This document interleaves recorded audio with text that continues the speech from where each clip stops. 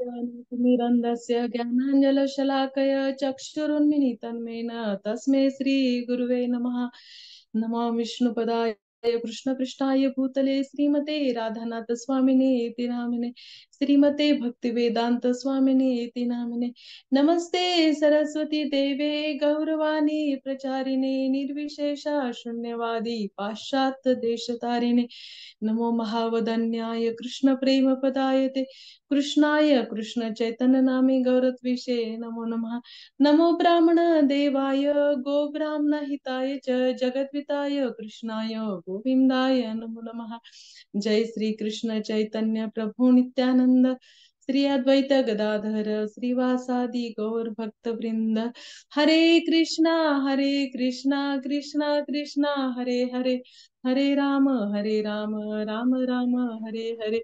हरे कृष्णा कृष्णा कृष्णा हरे हरे, हरे राम राम राम हरे हरे। हरे कृष्णा कृष्णा कृष्णा हरे हरे, हरे राम राम राम हरे हरे। पूजा एकच मिनिट हा, एकच हा मिनिट. एकदा अनम्यूट कर आणि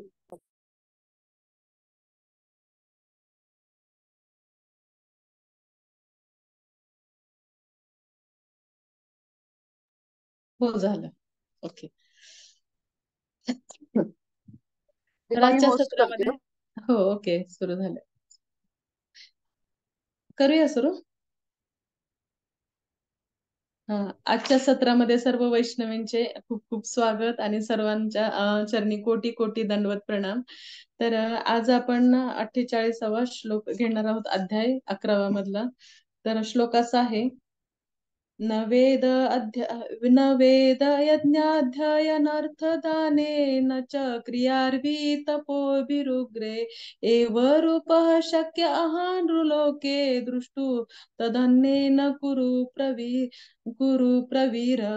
त्याचा अर्थ असा आहे, हे कुरुप्रवीर, तुझ्यापूर्वी माझे हे विश्वरूप कोणीही पाहिले नव्हते.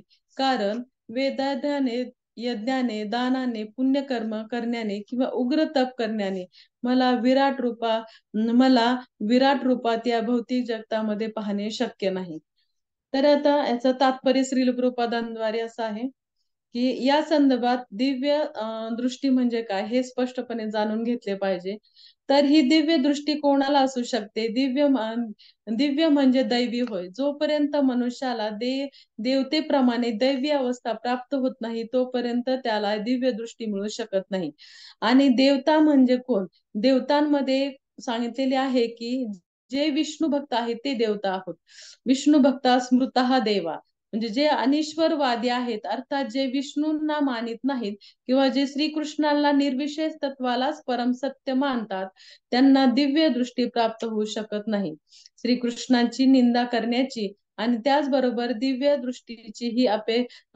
दृष्टीचीही अपेक्षा करावी हे शक्य नाही. जोपर्यंत मनुष्य दिव्य होत नाही तोपर्यंत त्याला दिव्य दृष्टी प्राप्त होऊ शकत नाही. दुसऱ्या शब्दात सांगायचे तर त्याला दिव्य दृष्टी प्राप्त झालेली आहे ते सुद्धा अर्जुनाप्रमाणे पाहू शकतात.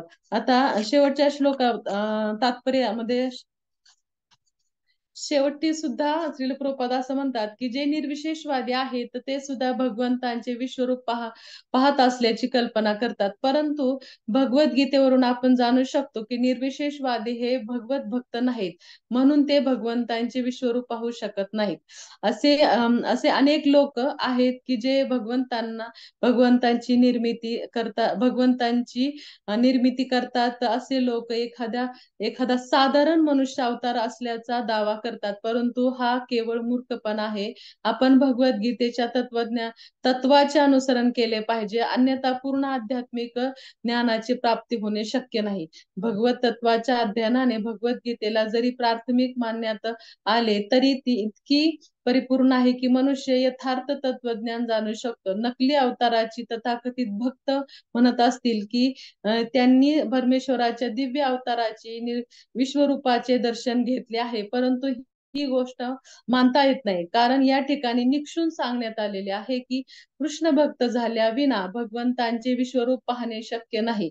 म्हणून सर्वप्रथम मनुष्याने विशुद्ध कृष्ण भक्त बनले पाहिजे, मगच तो आपण पाहिलेले विश्वरूप इतरांनाही दाखवू शकत असल्याचा दावा करू शकतो. कृष्ण भक्त हा नकली अवतारांना किंवा तथाकथित अवतारांच्या तथाकथित भक्तांना मान्यता देऊ शकत नाही. आता श्रील प्रभुपाद इतके स्पष्ट वक्ते आहेत ना, की त्यांनी किती स्पष्ट काही गोष्टी मांडलेल्या आहेत, की इथून आपल्याला खरं ज्ञान कळतं. कारण आहे ना, याच्यामध्ये या भौतिक जगामध्ये अनेक गुरु आहेत, अनेक पंथ आहेत आणि अनेक ज्ञानाचे प्रवाह आहेत, आणि काही ज्ञान हे अगदी तात्पुरतं मृगजळाप्रमाणे आहे, जे खरं नाहीये.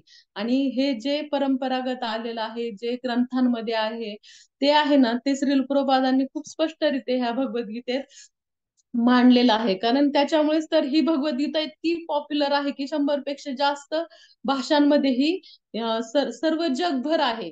आणि ह्या जगभरामधून आहे ना, हे जे दिव्य ज्ञान आहे, जे प्युअर पण आहे ना, तो ह्या गीतेमध्ये आहे. प्युरिटी जी आहे ना, ती गीतेमध्ये आहे. त्याच्यामुळे ही भगवद्गीतेमध्ये श्री प्रभुपाद कोणाला हे करत नाही की नाही नाही, तुमचंही खरं आमचंही खरं, असं नाही. नाही, आमचं जर एखादे काही जे हे असतात की नाही, तुम्ही आणि आम्ही भक्त आहोत, आम्ही आम्ही आमची संस्था चालवतो, तुम्ही तुमची संस्था चालवता, तुम्ही चांगले आम्ही चांगले. त्याच प्रभुपाद म्हणतात नाही, आम्ही चांगले तुम्ही चांगले नाहीत. म्हणजे स्पष्ट जे आहे ना, ते आहे सत्य. म्हणून इतरांची स्तुती उगीच स्तुती करत नाही श्री प्रभुपाद. त्याच्यामुळे ते स्पष्ट आणि स्पष्ट भाषेमध्ये त्यांनी श्री प्रभुपादांनी इतकं सुंदररित्या सांगितलेलं आहे ना, की निर्विशेषवादी जे आहेत ते कसं करतात, की ते म्हणतात की ते पूर्णतः त्यांचं काय असतं, जे निर्विशेष ते भगवंताचं विश्वरूप पाहण्याचीच त्यांना काय असते, कल्पना करत असतात. केवळ त्या कल्पनेने ते भक्ती, ते असे सगुण रूप किंवा द्विभुज रूप, चतुर्भुज रूप अशी ती पूजा करत नाही. तर ते काय करतात, डायरेक्ट विश्वरूपाची पूजा करतात आणि त्यांना ते भक्त नसतात. केवळ त्याची पूजा करत ते पुढे पुढे जात असतात. आपण आणखीन काही पुढे पण आपण त्यांच्याविषयी थोडक्यात जाणण्याचा आपण प्रयत्न पण करूयात. पण प्रभुपादांनी सुद्धा खूप तात्पर्यामध्ये स्पष्ट सांगितलंय की कशा पद्धतीने हे जे निरीश्वरवादी दावा करतात की आम्ही विश्वरूप पाहिलं, परंतु प्रभुपाद सांगतात की जोपर्यंत तुम्ही भगवत भक्त होत नाहीये, भगवंतांच्या भक्तीचं अंजन तुमच्या डोळ्यामध्ये येत नाही, तोपर्यंत तुम्ही दावा करू शकत नाही की मी हे निर्विशेषवादी रूप, म्हणजे मी हे विश्वरूप पाहिलंय आणि मी इतरांनाही दाखवण्याचा दावा तो करू शकत नाही. स्पष्ट श्री प्रभुपाद आपल्याला या तात्पर्यामध्ये सांगत आहेत. तर आपण आता पाहतोय की ह्याच्यामध्ये की कशा पद्धतीने हे जो आता आजचा जो श्लोक आहे, त्या श्लोकामध्ये सुद्धा भगवंतांचे जे रूप आहे, ते भगवंताचे रूप हे अगदी स्पेशल रूप जे आहे, जे विश्वरूप दर्शन जे घेतलंय, तर ते त्याला पाहण्याचं क्वालिफिकेशन काय आहे, त्याला नेमकं कोण पाहू शकतो. तर हे क्वालिफिकेशन काय आहे, तर ते हे या ह्याच्यामध्ये की अर्जुनाला असं वाटतंय, की अर्जुनाला असं मनामध्ये असा विचार बहुतेक असं करत असेल, आणि भगवंतांनी ते जाणलं की मनामध्ये विचार करत असेल की कोण बरं असेल की जो हे विश्वरूप पाहू शकतो, किंवा त्याचं क्वालिफिकेशन काय असेल, तर त्याची पात्रता काय असेल की तो हे जे विश्वरूप पाहू शकतो. त्यावेळेस आहे ना, हे मनामध्ये अर्जुनाच्या चाललंय. आणि हे अर्जुनाचं शेवटी भगवंत सगळ्या शिरोदक्षाई विष्णू रूपाने सगळ्यांच्या हृदयामध्ये आहेत. आणि ते काय करतायत की भगवंतांनी ओळखलं त्यांच्या मनामध्ये काय चाललंय. त्यावेळेस भगवंतच होऊन काय म्हणतायत की पुढे, की कशा पद्धतीने ते म्हणतायत की हे कुरु प्रवीर, की तुझ्यापूर्वी कोणापूर्वी, ते म्हणतायत की तुझ्यापूर्वी, म्हणजे तुझ्यापूर्वी कोणापूर्वी, की म्हणजे त्याच्या आधी कोणीही नाही. आता त्यांनी कुरुप्रवीर हा शब्द आधी सुरुवातीला वापरलाय, म्हणजे हे कुरुवीर, योद्ध्यांमध्ये श्रेष्ठ. आपण कसं म्हणतो की कुरु योद्ध्यांमध्ये श्रेष्ठ, आपण का बरं, म्हणजे कौरव फक्त आपण 100 जे आहेत पुत्र त्यांना कौरव म्हणतो, आणि हे जे पांडव आहेत, जे पांडूचे मुलं आहेत त्यांना आपण पांडव म्हणतो. परंतु पांडव जे 5 आहेत आणि हे जे 100 आहेत, हे 105, हे सगळे कौरव आहेत खरं तर. फक्त आपल्याला एक कॅटेगरी नुसार आहे ना, त्यांना वर्गीकरण करण्यासाठी किंवा वेगळं उच्चारित करण्यासाठी त्यांना इकडे पांडव म्हटलेलं आहे आणि इकडे कौरव म्हटलेलं आहे. कारण कुरु वंशातील हे सगळे वंशावळी आहेत आणि हे सगळे लोक आहेत. त्याच्यामुळे हे काय म्हटले त्यांना की कौरव, कुरु वंशामधील असल्यामुळे कौरव आहेत. कुरु राजा हा प्रसिद्ध राजा त्यांच्या वंशामध्ये होऊन गेला. तर आता येथे सुद्धा ते काय म्हणतायत की तुझ्या पूर्वी माझे हे विश्व रूप कोणी पाहिले नव्हते.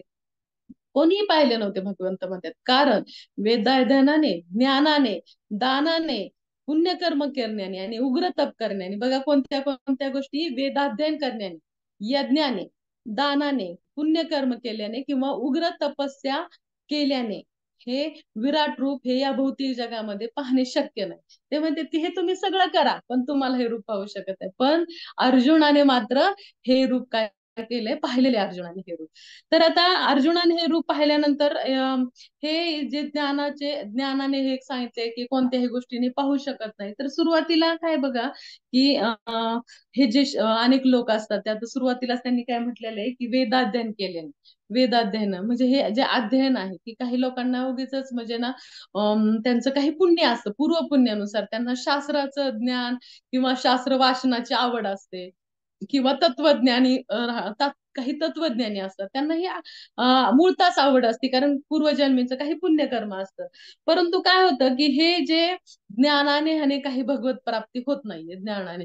कारण बघा की कितीतरी असे कथाकार आहे, भगवद्गीतेचे गीता वाचक आहेत, भागवत कथाकार आहेत की जे ना काय करतात, त्यांची तोंडी पाठ असते, पूर्ण भागवत पाठ असतं, गीता पाठ असते, सगळं हे असतं. पण त्यांच्यामध्ये की भक्ती आणि वैराग्य हे कोसो असतं त्यांच्यापासून. कारण ते बघा की ह्या सगळ्या त्यांच्या जे वक्तृत्व असतं त्यांचं, ते कौशल्य असतं, त्यांनी काय केलेलं असतं, त्यांनी इतका प्रभाव टाकलेला असतो सगळ्या जगावर, म्हणजे पूर्ण सगळ्या ज्या आस्तिक लोकांवरती जे भगवत कथा ऐकण्यासाठी येतात त्यांच्यासाठी, की त्यांनी एवढं काही प्रभाव टाकलेला असतो की त्यांना अनेक लोक बोलवत राहतात आणि वेगवेगळ्या ठिकाणी त्यांच्या कथा होत असतात. पण भक्तीचा नामोनिशाण नसतो त्यांच्यामध्ये. इतक्या ऐश्वर्यामध्ये ते राहत असतात. पूर्ण ऐश्वर्य त्यांच्यामध्ये, प्रतिष्ठा असते, इंद्रिय तृप्ती असते आणि असल्या सगळ्या चौकून ह्या सगळ्या गोष्टीमध्ये ते राहत असतात आणि तिथे भक्तीचा लवलेश सुद्धा नसतो. मात्र मी हे पहा की म्हणजे पूर्वीचे सुद्धा बघा की काही ब्राह्मण म्हणजे पूर्वीच्या भारतामध्ये आपण पिक्चर मध्ये ह्याच्यामध्ये जुन्या काळातले पिक्चर जर पाहिले ना आपल्याला तर लक्षात येईल की त्यावेळेचे ते ब्राह्मण कसे असायचे की ते खूप तत्वज्ञानी, खूप पंडित असायचे, परंतु ते ना सतत इतके बुद्धिजीवी असून सुद्धा दुसऱ्यांवरती कसं शोषण करता येईल हे त्यांच्यामध्ये एक वृत्ती होती. परंतु ब्राह्मण हे कोण असत, जे वैष्णव आहेत ना ते ब्राह्मण असतात, म्हणजे भक्ती सिद्धांत सरस्वती ठाकूर आहेत ना, तर त्यांनी तर इतकं छान म्हणजे स्पष्ट वक्तेपणा तेच त्यांच्यामध्ये सुद्धा खूप होता. तर ते काय म्हणायचे की ब्राह्मण होणे पुरेसे नाही तर वैष्णव व्हायला हवे. म्हणजे शूद्र, वैश्य, क्षत्रिय, अगदी चांडाळ जरी असला ना तरी सुद्धा तो भक्त असणं गरजेचं आहे. म्हणजे भक्त असणं गरजेचं, कितीही कोणी कोणत्याही कॅटेगरीतला असो त्याला महत्व नाही. तर कशाला महत्व आहे, तर तुम्ही भक्त आहात का याला जास्त महत्व आहे. चांडाळ अगदी कुत्र्याचं मांस खाणारा जरी असला ना आणि तो जर भगवंतांची भक्ती करायला लागला ना, तो त्याची ते शुद्धता व्हायला लागते, ते त्याचं काम ते सोडून देतो आणि तो शुद्ध भक्त व्हायला लागतो. म्हणजे इतकं महत्वाचं आहे की वैष्णव होणं इतकं महत्वाचं आहे.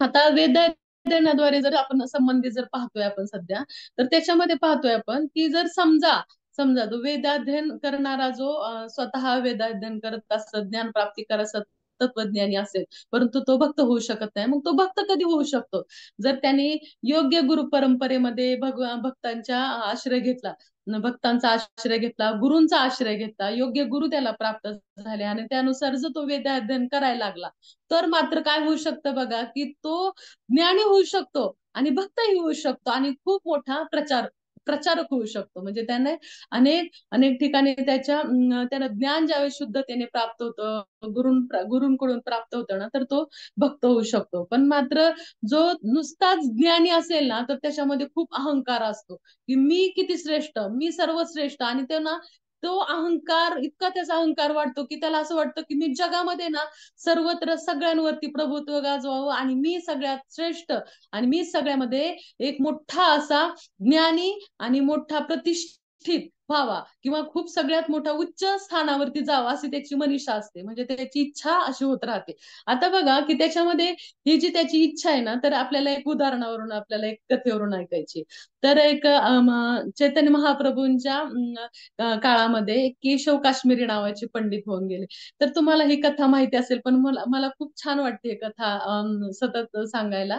कारण ही कथेमध्ये बघा की हे जे केशव काश्मीरी आहे ना, केशव काश्मीरी ते सगळ्या ह्याच्यामध्ये लोक सगळ्या राज्यांमध्ये जाऊन आहे ना ते सगळ्यांकडून प्रतिज्ञापत्र लिहित होते की तुम्ही सगळं वादविवाद घालायच्या आधी, आणि त्याच्यामध्ये तो हरला की मग हारलो मी हारलो आहे तुम्ही श्रेष्ठ आहे असं लिहून द्या प्रतिज्ञापत्र, असं करून आहे ना तो हत्तीवरती चालायचा, हत्तीवरून. आणि सगळीकडे सगळं इतका त्याचा बोलबाला झाला होता, सगळे घाबरायचे, ते आलं आलं म्हणजे की हे याच्याकडून आपण काय करणार, हारणार आहोत हे निश्चित. कारण सरस्वती मातेचं त्या केशव काश्मीरीला वरदान असतं की तो सतत विजयी होणार असतो.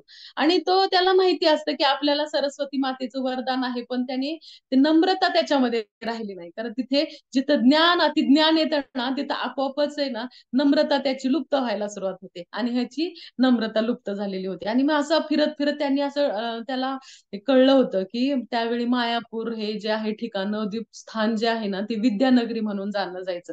तर तो म्हटला की बघूया, म्हटलं आपण आपण तिथं जर माझा वर्चस्व झालं ना तर मी असं समजेल की सगळ्या ह्याच्यावरती, सगळ्या जगावरती माझं वर्चस्व आहे म्हणून.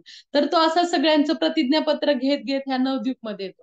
आता ह्या नवद्वीप मध्ये आल्यावरती सगळे पंडित लोक, सगळे काही जे आहेत ज्ञानी लोक सगळे निघून जायला सुरुवात करतात, आणि काही जे राहिले ते म्हणतात की आता आपल्या इथे इथे कोण आहे, तर महाप्रभू निमाई निमाई पंडित त्यावेळेस त्यांना म्हटलं जायचं. तर निमाई पंडित आहे ना, त्यावेळेस निमाई पंडित हे एक महान त्यावेळेस भक्तीमध्ये त्यांनी स्वतःला प्रकट केलेलं नव्हतं, आणि ते खूप मोठे असे वयाने छोटे परंतु ज्ञानाने फार ते मोठे होते. तर सगळे ते म्हटले की आता तुम्हीच आता यांचा सामना करा म्हणून.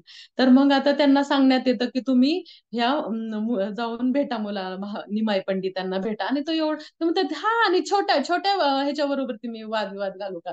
पण म्हटले बघूया सगळे म्हणतायत म्हणून. तर ते गंगा किनारे असे बसलेले असतात, तर त्यांचे शिष्य त्यांच्या कडेने बसलेले असतात, आणि ते गेल्यानंतर तिथं जातात आणि म्हणतात की मला तुमच्या बरोबर ते असा वादविवाद घालायचा. तर ते म्हणतात की चला आपण चर्चा करूया. निमाई पंडित म्हणतात की आपण चर्चा करूया. तर तुम्ही हे किती छान गंगा नदी वाहते, तर गंगेवरती तुम्ही काही काही करा की काही काव्य रचना करून दाखवा. तर ते फाट फाट फाट अशा सगळ्या की 100ची 100 अशा त्या तोंडपाठ अशा सगळ्या अशा ते लगेच लगेच काय करतात, ते सगळ्या काव्य रचना करतात. आणि म्हणतात किती छान किती छान. महाप्रभू सुद्धा त्यांची स्तुती करतात, खूप छान तुम्ही, किती ज्ञानी आहात तुम्ही, तुम्ही इतक्या लवकर एवढ्या तुम्ही काव्य रचना सलग करत राहिला म्हणून. तर मग ते म्हणतात की बरं पण नाही, खूप छान केलं परंतु मला त्याच्यामध्ये काही चुका दिसतात म्हणतात. ते म्हणले शक्यच नाही, माझ्या ह्याच्यामध्ये चुका कसं असेल, म्हटले मला कुणी मी असे आतापर्यंत माझ्या ह्याच्यामध्ये पण कधी चुका झाल्या नाही, त्यामुळे हे शक्य नाही म्हटले माझ्या चुका होणं. तर ते म्हटले महाप्रभू म्हणतात की मधला श्लोक ते म्हणून दाखवतात. मग ते इतकं आज करत बसतो, अरे मधला श्लोक मी तर इतकं फास्ट मध्ये सगळे 100ची 100 श्लोक म्हणून दाखवले, आणि ह्यांनी मधला श्लोक आहे ना तुमचं पाठ कसं काय. तर ते म्हटले की ते म्हटले की भगवंताच्या कृपेने मी एक श्रुतीधर आहे म्हणून मला लगेच पाठ होतं म्हटले. आणि मग ते म्हटले की याच्यामध्ये अशी अशी चूक आहे म्हणून तुम्ही भवानी भरतो असं म्हटलेलं आहे, की म्हणजे तू तसं म्हटल्यावरती मात्र मग ते म्हणतात की त्यांना लक्षात येतं का एवढ्या चुका माझ्या निघल्या, इतक्या सगळ्या चुका त्यांनी सांगितल्यावरती ते अवाक झाले चुका सांगितल्या.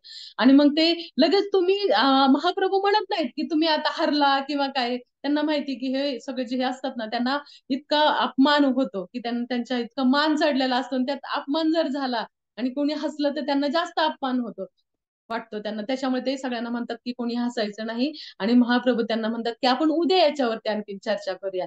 आणि मग मात्र ते तिथून निघून जातात. गेल्यावरती सरस्वती मातेला आवाहन करतात, आणि सरस्वती माता त्यांच्या समोर प्रकट होते, आणि सरस्वती मातेला म्हणतात की माते तुम्ही दिलेला हा जो मंत्र आहे तो कसा काय विफल झाला, तुम्ही दिलेला आशीर्वाद विफल कसा काय झाला. तर ते म्हणतात की हा मी आशीर्वाद दिला तो विफल झालेला नाही. म्हणतात की माझे प्रत्यक्ष माझेच मालक आहेत म्हटले ते, अखिल ब्रह्मांड नायक आहेत, भगवंत आहेत चैतन्य महाप्रभू. तर ते त्यांच्या पुढे मात्र तुझा हे जो आशीर्वाद आहे ना माझा तो विफल होणार आहे म्हटले. तर मग ते म्हटले की तू किती नशीबवान आहे की प्रत्यक्ष महाप्रभूंच्या समोर तू आहे, तू जाऊन त्यांना दंडवत घाल म्हणून. मग मात्र त्यांचे डोळे उघडतात आणि ते पळत जातात आणि महाप्रभूंच्या चरणावरती लोटांगण घालतात. म्हणजे अशा पद्धतीने तुम्ही बघू शकता की फक्त जो ज्ञानी होतो, वेदाध्ययन केले आणि त्याला भक्ती प्राप्त झालेली नसते, जरी सरस्वती मातेचं त्याला वरदान असलं ना तरी त्याला भक्ती प्राप्त झालेली नव्हती. तो इतका अहंकारी आणि उन्माद झालेला होता की सर्वत्र स्वतःला किती मोठा आहे मी हे सांगण्याचा त्याचा किती बोलबाला होता. पण तरी सुद्धा बघा की इथे त्याच्यावरती कृपा झाली आहे इथं. मात्र सगळ्यांनाच कृपा होईल असं नाही. आता त्याच्यावरती कृपा झाली, महाप्रभू भेटले आणि त्याला लक्षात आलं की आपण किती चूक करत होतो म्हणून मोठी. पण तरी आपण पाहू शकतो की कशा पद्धतीने इथे की जे कोणी जे वेदाध्ययन करतात, तत्वज्ञानी असतात, त्यांना काही भक्ती प्राप्त होतेच असं नाहीये. आता पुढे भगवंत काय म्हणतायत की ज्ञानाने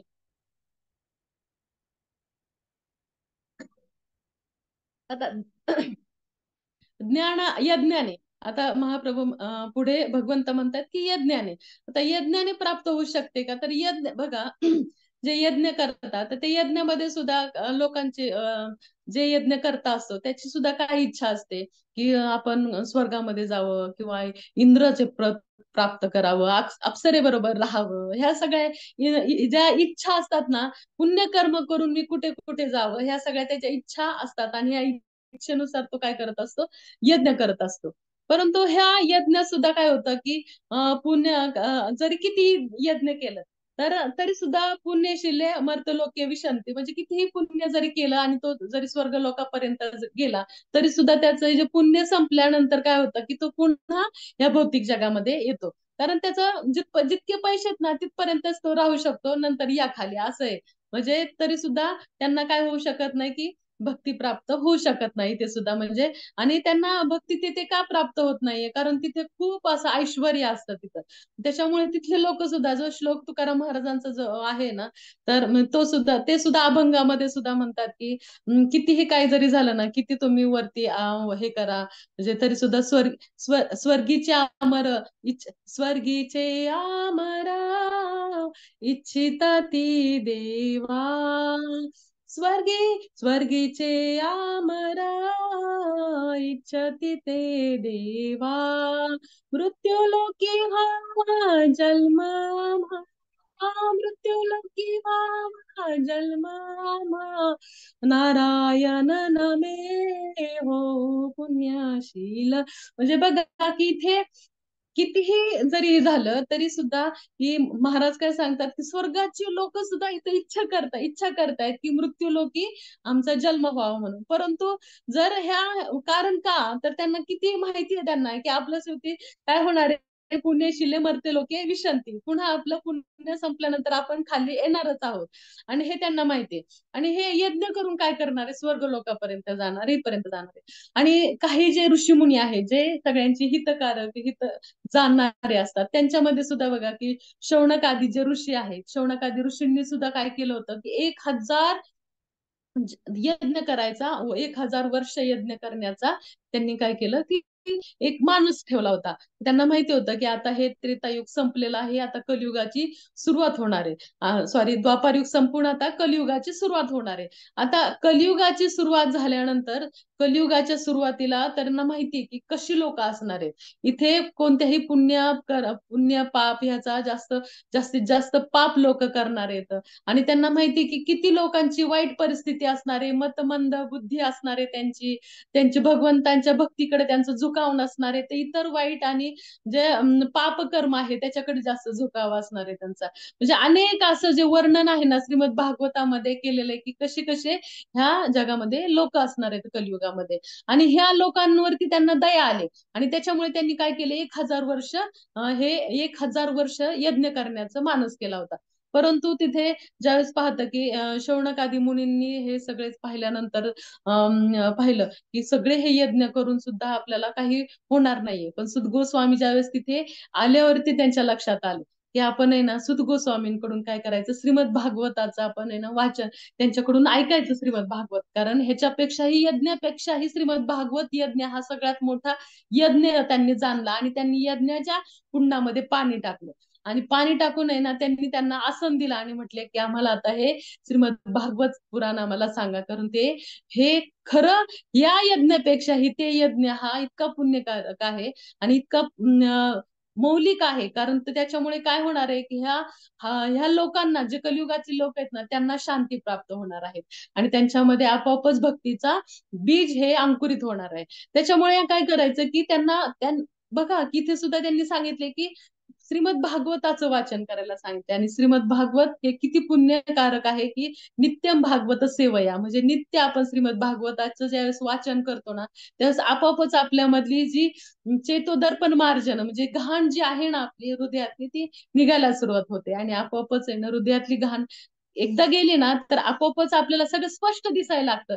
आणि भगवंताची भक्ती, नाम आणि कथा श्रवण करण्याची बुद्धी आपल्याला प्राप्त व्हायला लागते.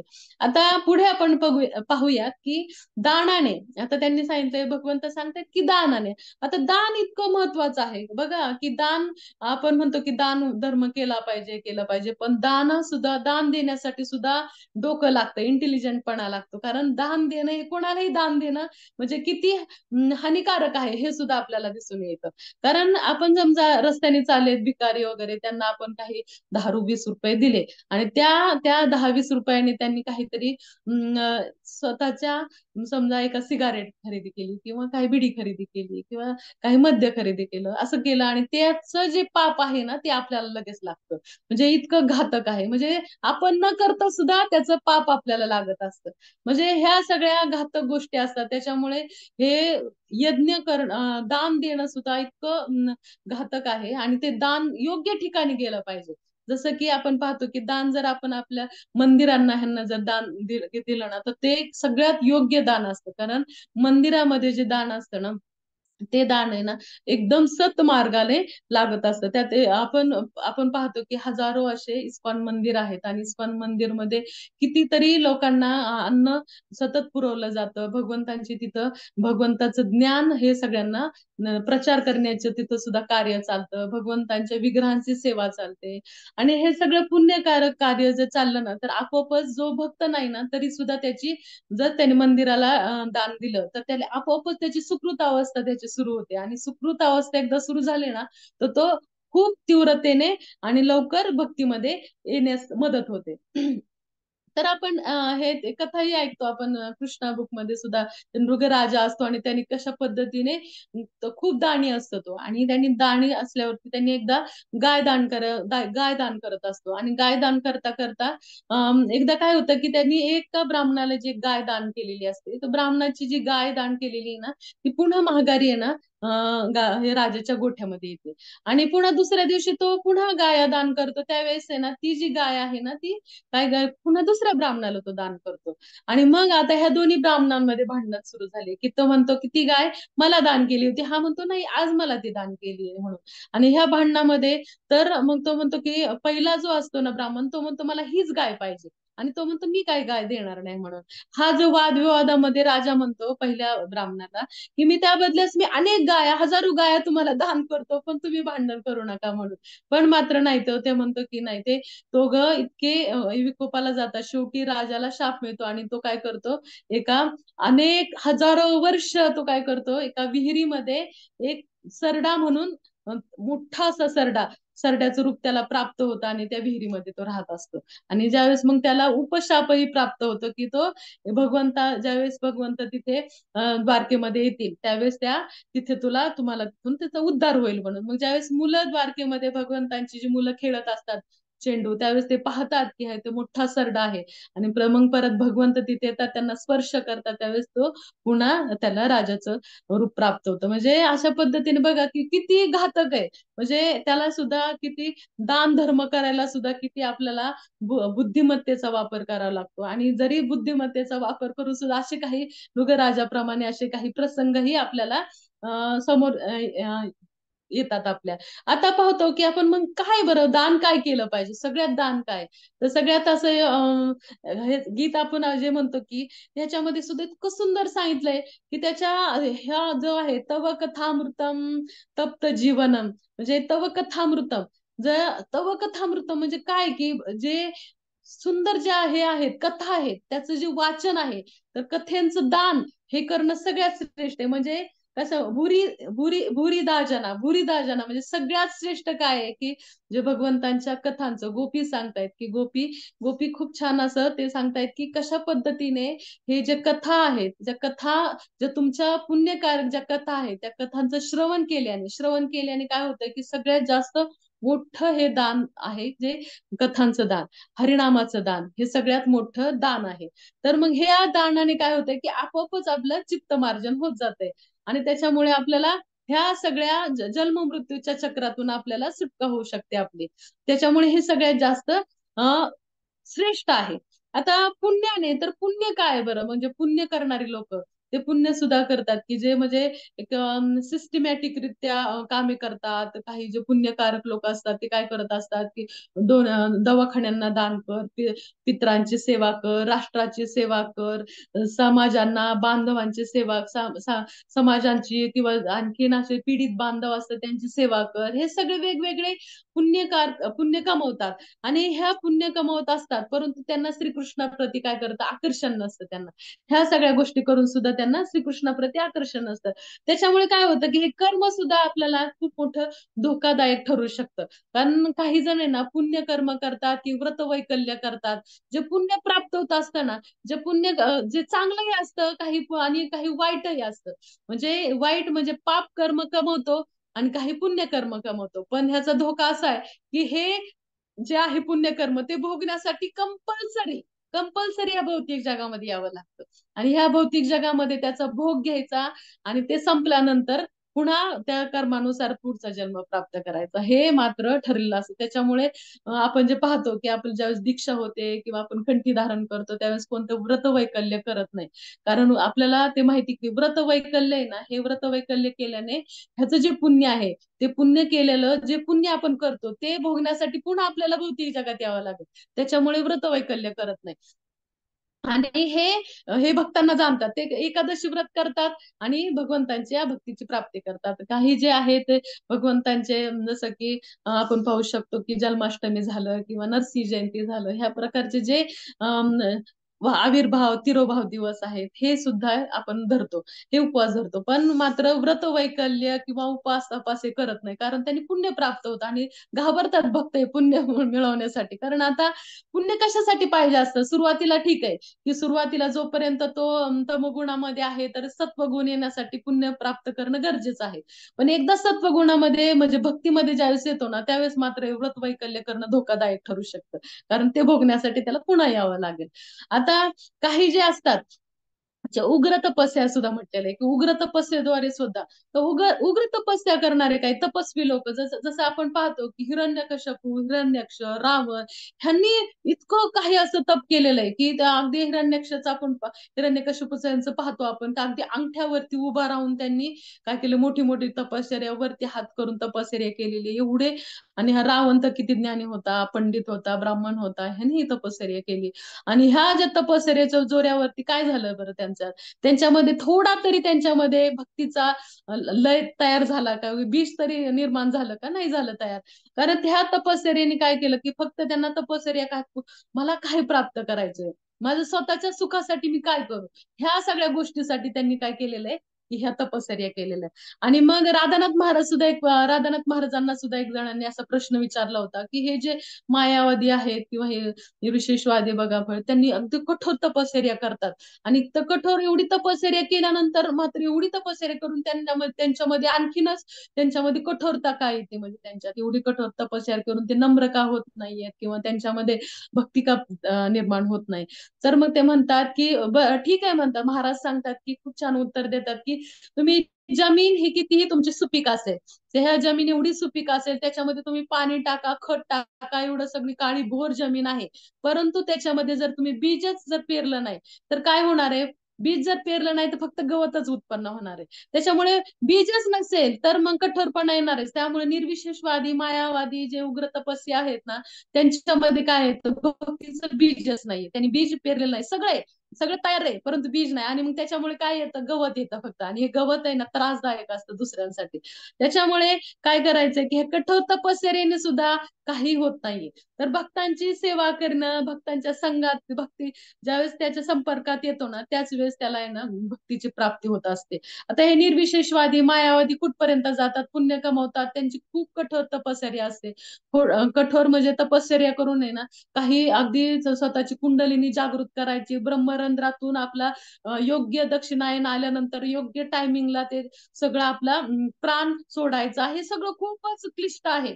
खूपच क्लिष्ट आहे. आणि ह्या क्लिष्टतेमुळे अगदी 12व्या अध्याय सुद्धा म्हणजे भगवंत अर्जुन सुद्धा विचारतायत. अर्जुन म्हणतायत की एवम सतत युक्ता ये भक्ता स्व पर्युपासते इच्छापेक्षा रमा व्यक्त ते शाके योग वित्तमा. ते म्हणतात की सांगा ना, म्हणजे भक्त श्रेष्ठ आहे का निर्विशेषवादी? स्पष्ट आहे याच्यामध्ये. भगवद्गीता जर वाचली ना, तर खरं तर ना ह्या जगामध्ये कोणी अशी मायावादी निर्विशेषवादी व्हायलाच नाही पाहिजे. स्पष्ट भगवंतांनी सांगितलेलं आहे की भक्त आणि निर्विशेषवादी हे याच्यामध्ये कोण श्रेष्ठ आहे असं म्हटलेलं आहे. तर मग त्याच्यामध्ये ना तर भगवंत त्यावेळेस आहे ना खालच्या श्लोकामध्ये म्हणतात की मय्या वेश मनोयेमा नित्ययुक्त उपासते श्रद्धा या परियोपेता ते मे युक्त तमामता. म्हणजे साकार रूपामध्ये साकार रूपच हे काय आहे तर ते म्हणतात की श्रेष्ठ रूप आहेत आणि निर्विशेषवादी कार बरं नाहीयेत. मग भगवंत पुढे काय म्हणतायत की ते म्हणतायत की क्लेशोधिकर असते व्यक्त असक्त चेतसा. म्हणजे इतकं क्लेश आहे, इतकं क्लेश आहे. ही जी प्रगती प्राप्त करायची असेल ना निर्विशेषवाद्यांची, त्यांच्यात खूप क्लेश आहे. प्रगती करणं क्लेशदायक आहे आणि खूप दुष्कर होऊन जातं बघता त्या व्यक्तीसाठी. मग हे स्पष्ट सांगितलेलं आहे की कशा पद्धतीने इतकं दुष्कर आहे हे तपश्चर्या करणं, उग्र तपश्चर्या करणं, एवढे करणं. आणि त्याच्यामध्ये खूप श्रेष्ठ हलकं फुलकं भगवंतांचं श्री कृपा सांगतात की चांट हरे कृष्णा बी हॅप्पी एवढं सगळं छान असताना सुद्धा आपण आहे ना वेगवेगळ्या अनेक मार्गांमध्ये घुसण्याचा प्रयत्न करतो.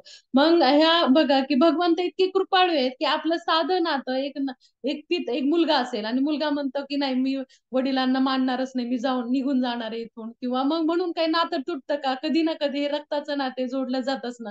तसं भगवंतांचं ना आपलं नातं आहे ना हे एक आत्मा आणि परमात्मा आहे असं नातं आहे ना की ते इतकं दृढ आहे, एवढं दृढ आहे की ते कधीही आपलं सुटत नाही. की जरी आपण भगवंतांना विसरलो तरी भगवंत आपल्याला विसरत नाही. जसे वडील विसरत नाहीत ना त्या मुलाला, तसे भगवंत कधी आपल्याला विसरत नाही आणि ते सतत आपल्याला प्रयत्न करतात आपल्याला कसं जवळ आहे. त्यासाठी भगवद्गीता त्यांनी सांगितली. भगवद्गीतेमध्ये सुद्धा त्यांनी बऱ्याचशा गोष्टी सांगितली कशा पद्धतीने तू माझ्याकडे येऊ शकतो. मग ते अर्जुनाला रूप दाखवतात. कशामुळे दाखवतात? कारण अर्जुन त्यांची नेहमी सतत आठवण करत राहतो. आणि आपल्याला का रूप आपल्याशी का बोलत नाही किंवा कसे बोलतात? इनडायरेक्टली बोलतात. त्या अर्जुनाशी बोलतात ना ते आपल्यासाठी सुद्धा आहे, सर्व जगासाठी सुद्धा आहे. मग हे जे कनेक्शन आहे ना तर ते कनेक्शन मधून बाहेर पडलं पाहिजे. ह्या सगळ्या ह्या ज्या आहेत ना की जे कनेक्शन आहे, जे वाईट भौतिक गोष्टींबरोबर ती भौतिक जगाशी जे आपलं कनेक्शन आहे ना ते कनेक्शनातून आपण आहे ना भगवंतांशी आपलं कनेक्शन जोडलं गेलं पाहिजे आपल्याला. म्हणजे संसार दुःख मूळ चोहीकडे इंगळ विश्रांती नाही कोठे रात्रंदिवस तळमळ. म्हणजे रात्रंदिवस तळमळ इथं कुठेही नाहीये की जसं की एखाद्या डबक्यामध्ये बुडावं. आपली अवस्था कशी बघा की सतत आपण डबक्यामध्ये बुडलेलो आहे आणि आपण गटांगळी खातोय आणि मध्येच वर यायचं श्वास घ्यायचा, हा किती सुख आहे. म्हणजे थोडासा श्वास मिळाला की म्हणायचं हा किती सुख आहे. ही आपली अवस्था आहे की थोडासा छान श्वास मिळाला म्हणजे हे सुख आहे असं नाहीये. की आपली अवस्था खूप वाईट आहे. हे कुठपर्यंत चालायचंय आपलं? कुठपर्यंत या अशा गोष्टी करत राहायच्यात की सतत बुडायचंय, श्वास घ्यायचाय, बुडायचंय, श्वास घ्यायचाय. इथून कधी ना कधी आपल्याला ह्या भवसागरातून आपल्याला बाहेर पडायचंय की नाही. मग त्याच्यासाठी आपल्याला आहे ना सतत हरिनामाचा जप केला पाहिजे, सतत कथांचं वाचन केलं पाहिजे, गीतेचं वाचन केलं, भागवताचं श्रवण केलं पाहिजे, नित्यम भागवत सेवय असं म्हटलं जातं. त्याच्यामुळे ना ह्या सतत गोष्टी ज्यावेळेस आपण करतो ना त्यावेळेस आहे ना आपण जोपर्यंत आपल्याला कळतच नाही की आपण बुडतोय तोपर्यंत आपण वाचवा वाचवा हा असं म्हणतच नाही. आपल्याला असं वाटतं हे असंच आहे, बुडायचं उठायचं, बुडायचं उठायचं, हेच आहे, असंच असं वाटतं जीवन आपल्याला. आपण कधी वाचवा वाचवा सुद्धा म्हणण्याचा प्रयत्न करत नाही. ज्यावेळेस आपल्याला ना कोणीतरी येतं आणि आपला हात धरतं आणि थोडं ओढण्याचा प्रयत्न करतं ना त्यावेळेस त्याला ज्यावेळेस श्वास येतो ना हा हा हा श्वास खूप छान आहे. मग त्याला असं कळतं की म्हणजे हा श्वास म्हणजे काय की सतत आपण ज्यावेळेस हरिनाम घेतो ना, हरिनाम हरे कृष्णा कृष्णा कृष्णा हरे हरे हरे राम राम राम हरे हरे, हे ज्यावेळेस आपण सतत हरिनाम जप करायला लागतो ना त्यावेळेस आहे ना खरा आनंद प्राप्त होतो. कारण आहे ना नाम आणि भगवंत हे अलग नाही येत. नाम आणि भगवंत अलग नाही. इथं आपण पाणी पाणी म्हणतो म्हणून आपली तहान भागत नाही. पण इथे नाम आणि भगवंत एक असल्यामुळं आपण नामामध्ये आणि भगवंतामध्ये आपण कोणतंही अंतर करू शकत नाही. आपण नाम घेतलं ना तरी प्रत्यक्ष भगवंत आपल्या समोर असतात. त्याच्यामुळे आपल्याला हा खरा श्वास आपल्याला प्राप्त होतो आणि हा खरा श्वास आपल्याला फक्त हरिनाम संकीर्तनाने, हरिनाम जपाने, हरिनाम कथेने आपल्याला प्राप्त होऊ शकते. त्याच्यामुळे सतत हरे कृष्ण महामंत्राचा जप करत राहायचा आणि शुद्ध भावाने करत राहायचा. आता प्रयत्न करत राहायचे, कारण मन चंचल आहे. माहिती भगवत अर्जुन स्वतः म्हणतात की मन चंचल आहे, माझ्याच्याने होऊ शकत नाही. पण भगवंत काय सांगतात, अरे तू अभ्यास कर. सतत अभ्यास जर करत राहिला ना तर हळूहळू हळूहळू एक ना एक दिवस तुझं मन स्थिर होईल आणि ते मन तुम्हाला अर्पण करू शकतो. सगळं अर्पण करून झालंय पण आपलं मनच अर्पण होत नाही. आपण आपले वस्त्र अलंकार सगळं काही चेंज केलेलं आहे. सगळं काही आपण वैष्णव पद्धतीने केलंय पण मन मात्र अजून वैष्णव होत नाही आणि त्याचा प्रयत्न आपण सतत करायचा आहे. हरे कृष्ण कृष्ण कृष्ण हरे हरे, हरे राम राम राम हरे. जे काही चुकीचे शब्द गेले असतील तर माझे बुद्धीचे दोष आहेत आणि जे काही बरोबर असेल ते नित्यानंद प्रभू गुरु महाराज आणि सर्व वैष्णवांच्या कृपा आशीर्वाद आहे. हरे कृष्ण. काही ना प्रश्न असतील तर विचारू शकता. आज उशीर झाला थोडा, सॉरी. थँक्यू माताजी, खूप छान लेक्चर झालं नेहमीप्रमाणे. मी सेटिंग चेंज करते. हो.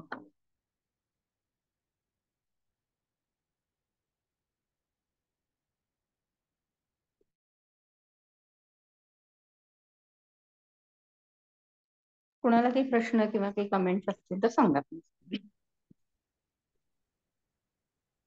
हरे कृष्ण माताजी.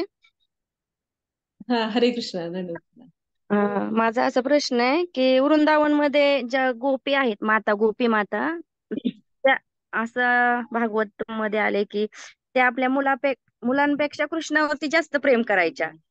मग त्यावेळेस त्यांना माहित नव्हतं ते भगवंत आहेत, मग ते कशा करायच्या? हे मी वाचले पण ते मला समजलंच नाही भागवतामध्ये. हा, त्याला नाही विचार. कसं आहे की ना, जसं तुम्ही पाहता की एक पतंग असतो आणि पतंग कोणाकडे आकर्षित होतो की एखाद्या लाईटकडे आकर्षित होतो आणि त्याला कळत नाही तरी सुद्धा इतका माहितीये की ते तप्त आहे तरी सुद्धा आकर्षित होतो. आणि तसे भगवंत इतके आकर्षक आहेत ना की नॅचरली भगवंताकडे सगळे जीव हे आकर्षले जातात. आणि तिथे गोपी सुद्धा, आता ह्या गोपी आपल्या मुलांकडे सोडून सुद्धा भगवंतांकडे इतके आकर्षित व्हायचे की असा मुलगा मला पाहिजे. आणि हा सतत मनात त्यांची इच्छा असायची की भगवंत माझे पुत्र व्हावेत म्हणून. आणि आपले मुलगा असून सुद्धा, कारण शेवटी त्यांना असं वाटायचं की आपोआपच नॅचरली तसं व्हायचं, कारण आहे ना भगवंत हे शेवटी पूर्ण पुरुषोत्तम भगवंत आहेत आणि ते सर्व आकर्षक आहेत आणि ते सगळ्यांना आकर्षित करून घेणारे आहेत. आणि हे भगवंतांनी जाणलं होतं. तुम्ही पुढे वाचाल की कशा पद्धतीने सगळ्या ह्या ज्या गोपी आहेत ना, जे माता गोपी आहेत, त्यांची सगळ्यांची इच्छा भगवंतांनी पूर्ण केली.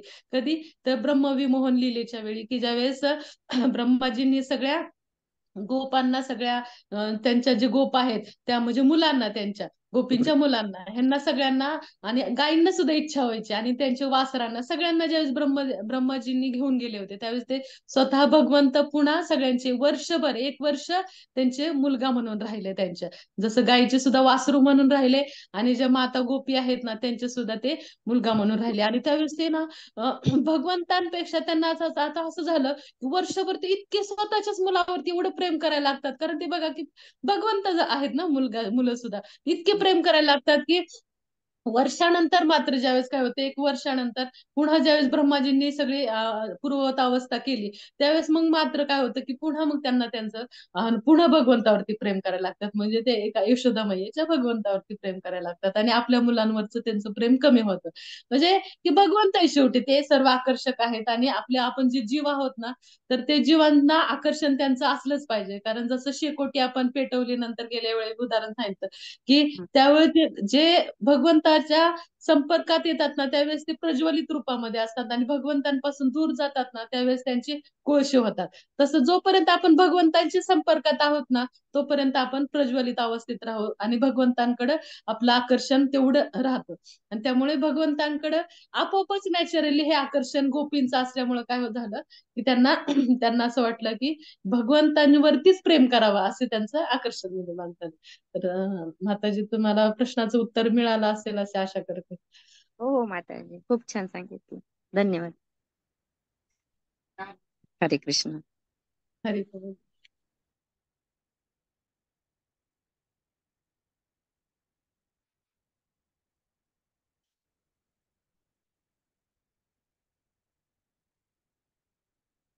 तर थांबायचं का माताजी, जर नसतील प्रश्न कोणाचे तर?